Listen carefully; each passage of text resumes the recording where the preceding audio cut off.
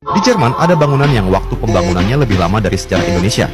Butuh waktu 6 abad alias 632 tahun sampai gedung ini beneran jadi. Namanya Katedral Cologne. Tingginya 157 meter dan kalau kamu lihat langsung, gedung ini kelihatan kayak bangunan di film dark fantasy.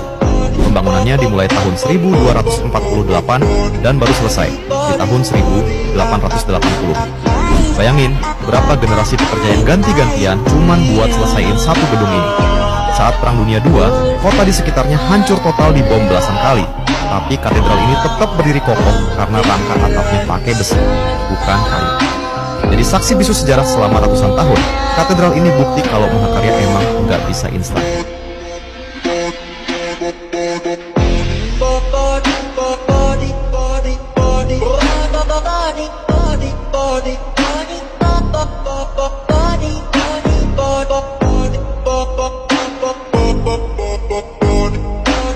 Body,